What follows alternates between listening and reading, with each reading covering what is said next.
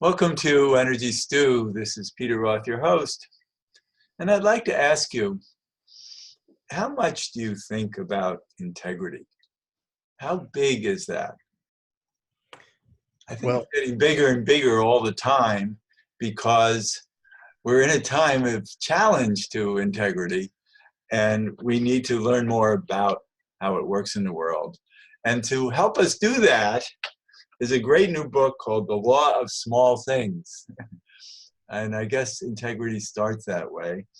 And it's a wonderful book. I really enjoyed reading it.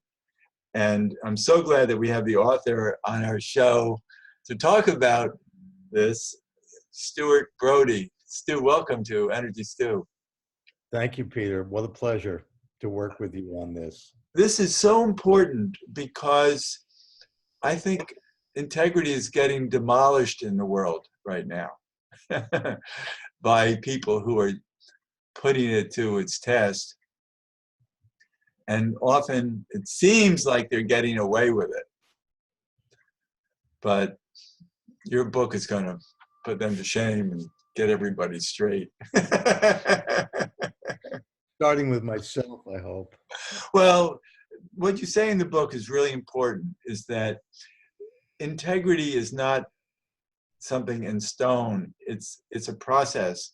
It's something, truth is something that always needs to learn more discernment. And, we keep on shaping it and fine-tuning it to meet the needs of society, to meet the needs of changing times. We have to revisit truth to make sure that we've got it right, because I think it's always a learning process. Yeah, great point. And so your book covers so many ways that society slips by, that it says, well, maybe it's a new day and we have other purposes rather than have to be honorable to something other than our immediate survival needs.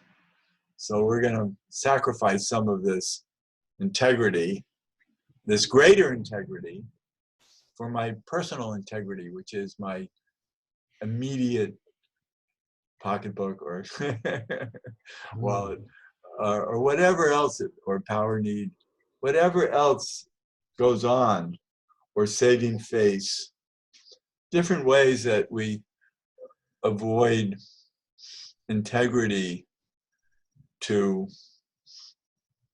kind of create a mask that helps us survive. Right. Self-interest is a mask. Self-interest is a masquerade of duty. But that's so important to say that self-interest can't be trusted.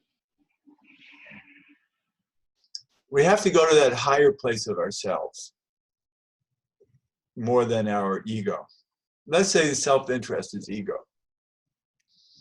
And ego can't be trusted because ego has a lower vibration of survival. Mm-hmm. Okay. Right. And maybe that's really a key, is to look who's talking. Is it my ego or is it my soul? Well, I think that's a great point. Ego is necessary, obviously, to set certain boundaries. If you have no ego, you may have no boundaries in a relationship. It's true of a relationship, but also of a community, of a nation. But on the other hand, if you only have boundaries, then you can't transcend those boundaries and understand your own limitations, the limitations of the ego. Now, I'm not reciting psychological dogma or nationalistic rhetoric. I'm talking about just the function of getting along in the world. If you're only for yourself, well, then you're not going to have any kind of meaningful relationship. And I think the book is interesting because truthfulness is the vehicle for transcending the ego from only for being for yourself to being for a community. But ego will distort truth. And ego will thoroughly distort truth. So you have to have the skill. That's what integrity is, the skill at Right. practicing, right? We talked about that. So you have to have the skill to transcend ego.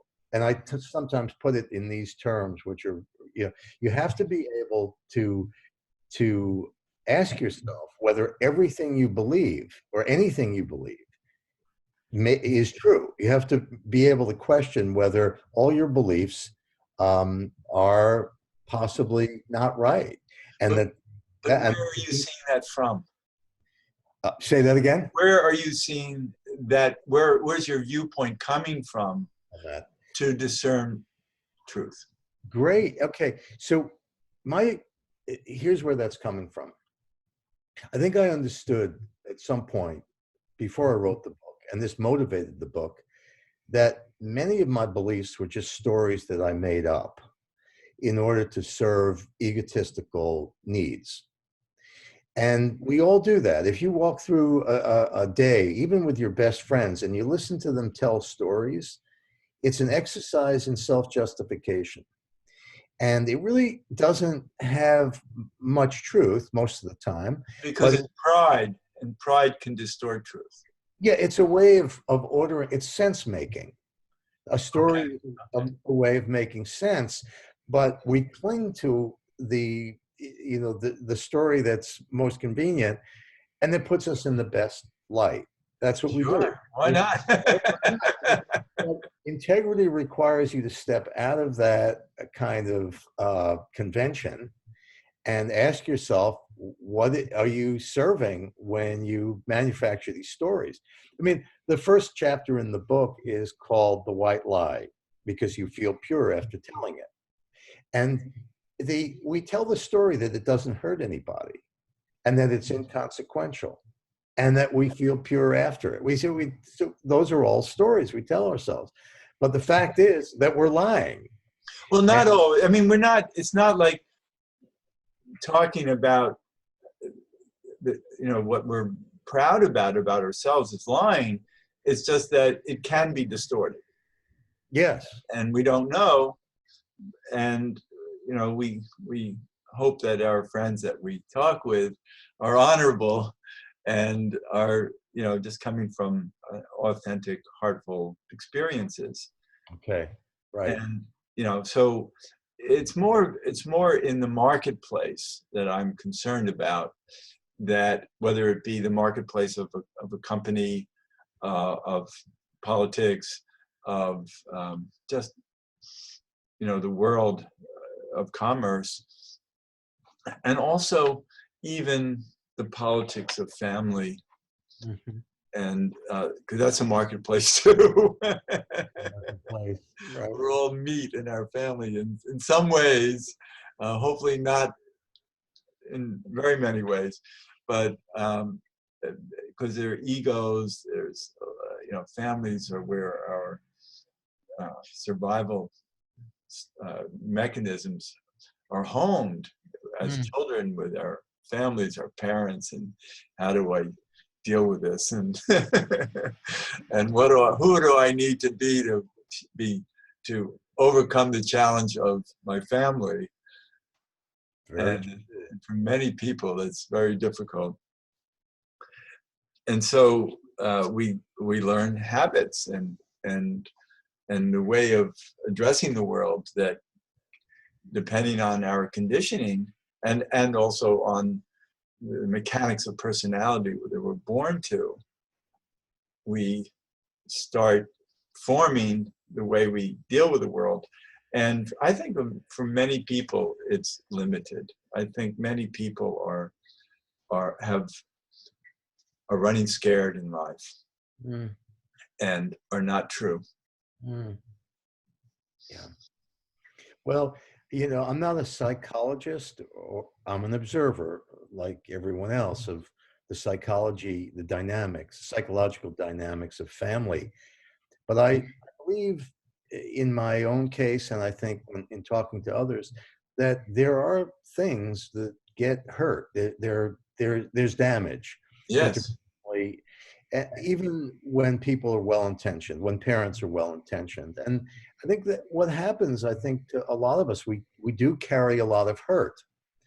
And as a result, we blame others. I mean, that's the best way to deflect it. So we have a society that engages in a rich vernacular of blame or a self-justification at the expense of others. So you think of things like you snooze, you lose, no harm, no foul, fake it till you make it. You can't fight City Hall.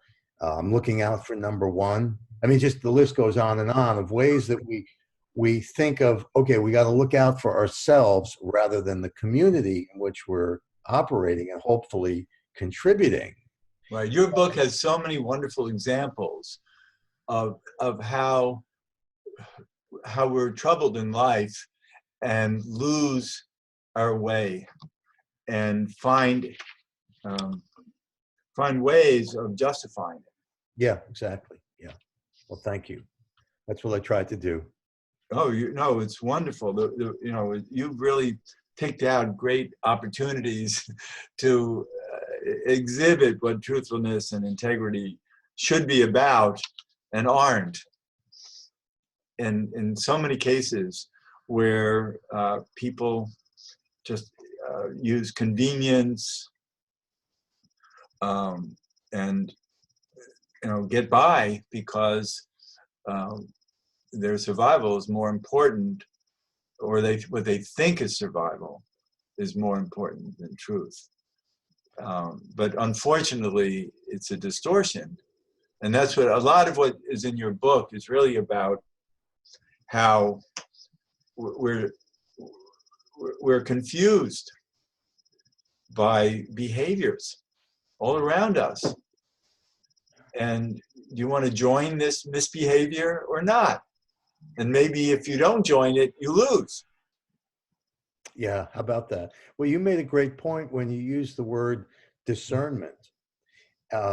It's, we see these behaviors, but it's very important, I think, for all of us as a culture to give ourselves a little bit of a break. We're surrounded by a culture that proclaims the value of integrity, but really degrades it in just in almost every way, and we can get into that. So when you use the word discernment, which I also use, we're talking about elevating your perception so that you can see how you're ensnared by this. Everyone wants to be free. Let's face it. Nobody wants to go through life saying, I'm entrapped, I'm enslaved by my beliefs, by my political orientation, by my family, by my past. People want to be free. Freedom lies in discernment. Right, but fear, yes, spoils discernment. Right. Yes, that's true. So how do we so let's ask ourselves, you and me, this dialogue, how do we transcend fear which blocks discernment?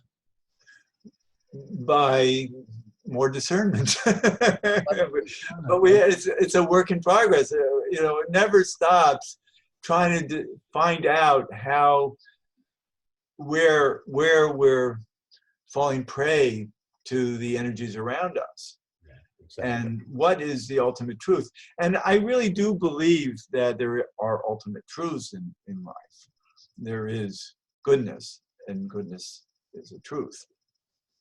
And we need to understand, of course we can have a relative look at goodness, but I mean in an absolute way, kindness,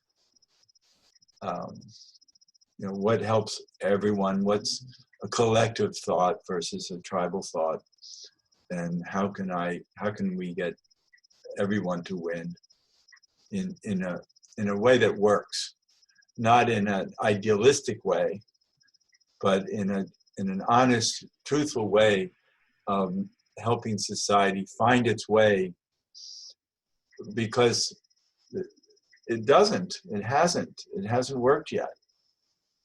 And I think one of the reasons for that, Peter, is that people ascribe a great value to community and to truthfulness. And 98% of the people, in fact, they have polls on this where people say that that's the most important value that they hold. So we all hold it. But what we fail to do is recognize how we undermine it. And that is an exercise in discernment. And as you pointed out, fear, which can be overcome. But the whole point of the book really is to say, look, I understand this. I went through it. I'm going through it. I'm a human being. I'm flawed. So the key is practice, the practice of integrity. It's not something you have. I made this point. It's not something you just do like a Nike commercial. You don't possess it permanently. You act with it. And Right. so, And your book is a great vehicle for people to get a handle on that.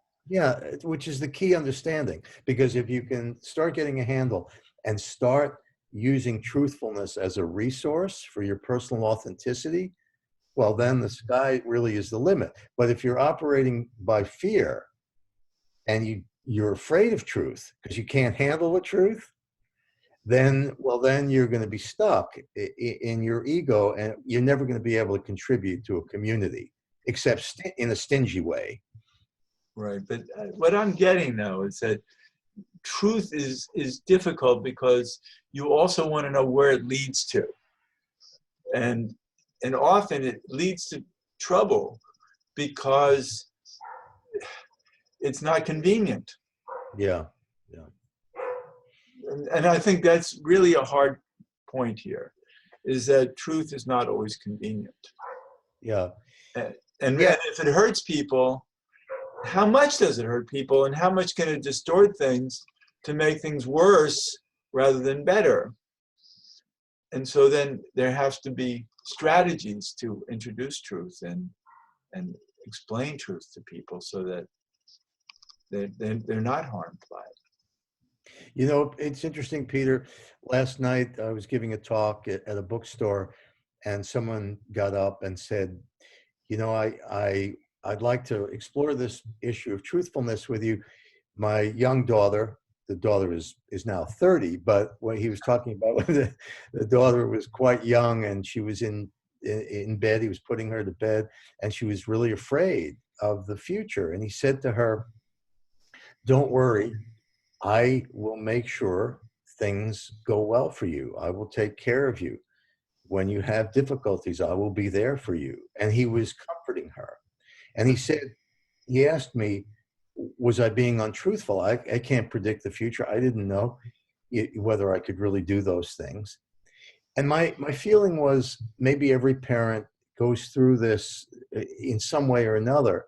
But the issue was, it was his aspiration to be there and to fulfill that promise. Right. For his daughter, the aspiration is the seed for the truthfulness that follows. So he felt, and I asked him, do you feel bound to do anything special to make sure that you realized that promise? And he said, yes, of course. And so the utterance of the truth is the beginning.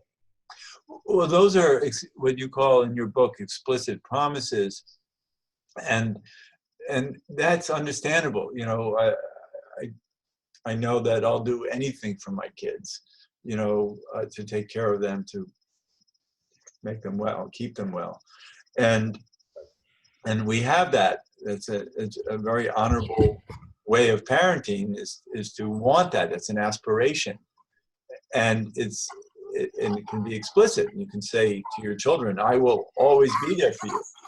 But you don't know that you can be. There are all kinds of circumstances. So then what? And then, but then there's, you know, so then there's what you also call in the book implied promises. And I think implied means expectations that aren't necessarily explicit.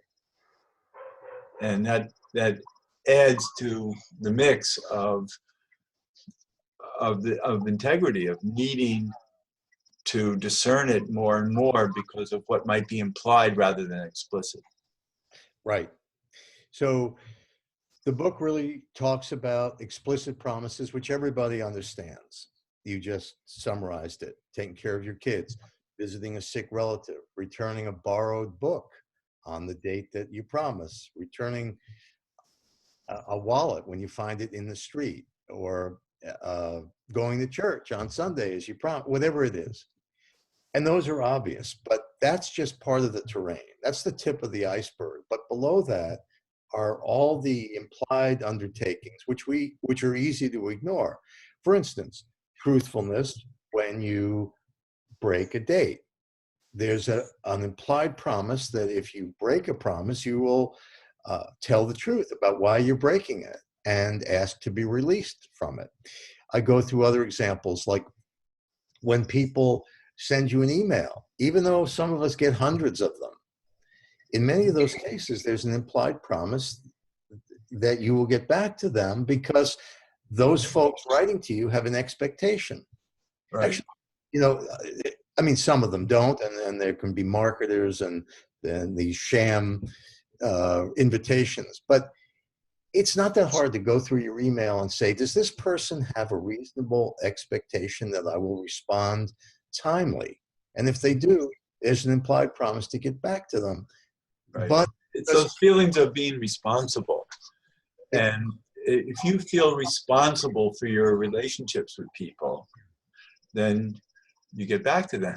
well, it gets deeper too. I mean, you know, one of the examples we talk about is public radio, where the genesis of public radio was to provide this resource for people that wasn't being commercially available. And it wasn't a condition that people pay for it. But, and that's in their charter.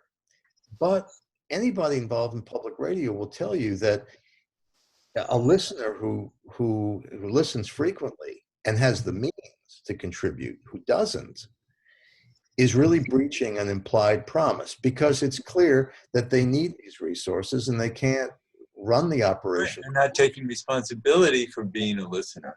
Okay, so now we have, I think you crafted it. We have this idea of public responsibility that each of us is responsible for, even though we're not elected.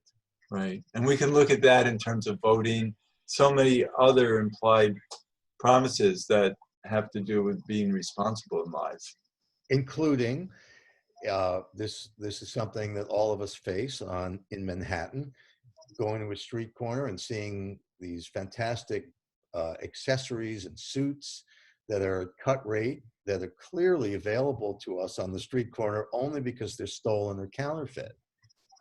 And by buying them, we are breaching an implied promise to do our part to avoid the extension of that kind of corruption. Because by buying it, what are we doing? We're indulging it. And it goes into all these arenas of like stock ownership. What kind of stocks do we own? You're opening a Pandora's box of so many things that go on in this world that aren't honorable, that we might be indulging in. And you know, example, I mean, it's true. I could go on for probably an hour. Sure. These, but I think one thing that's fascinating to me, and that might be interesting to your listeners, is the 2007 economic collapse, where no one took responsibility. So you have homeowners applying for mortgages that they knew they could get, even though they couldn't afford it, and then left it to the banks to bail them out. And the bankers who created these securities that were obviously bogus, and they left that to the government to bail them out.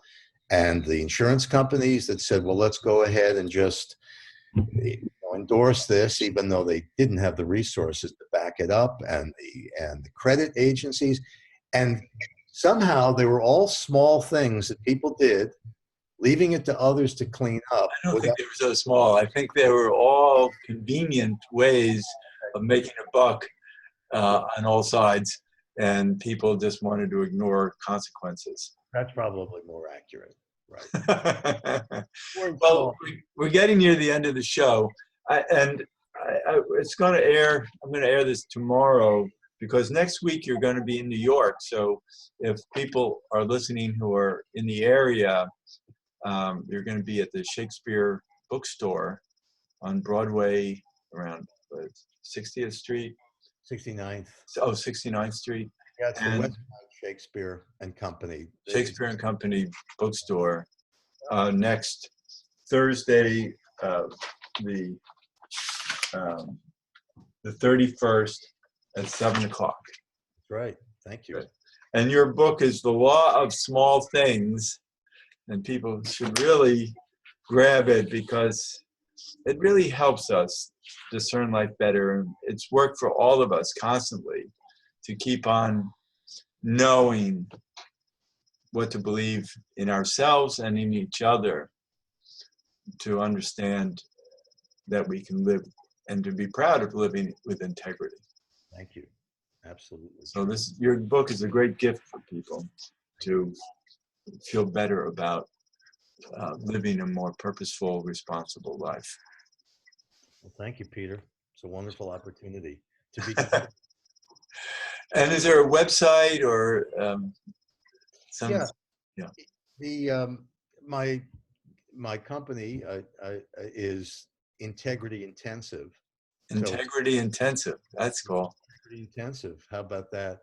Or you can go directly to the Law of Small Things blog, and I have postings on the meaning of integrity or the law of small things, and everything will come up. All you have to do is go there, and the website comes up, the blog, the book. Oh, that's great. And then, of course, I'm inviting your listeners to contact me, and there's a contact form. Oh, and there's a quiz. We probably should mention that. Right. Well, we don't have much time, but and the beginning of your book has 25 questions that are really good. Well, that's great. Take the quiz. You can take the quiz online. And Okay, good. then we let you know how you did. Yeah, great. So thanks so much, Stuart Brody, for being on Energy Stew. And hopefully we can get you back again to talk more about integrity. With pleasure, Peter. And this is Peter Roth, your host of Energy Stew at prn.fm. I can be reached at peter@heartriver, HEART river.org. And I'd love to hear from you. And thanks so much for listening.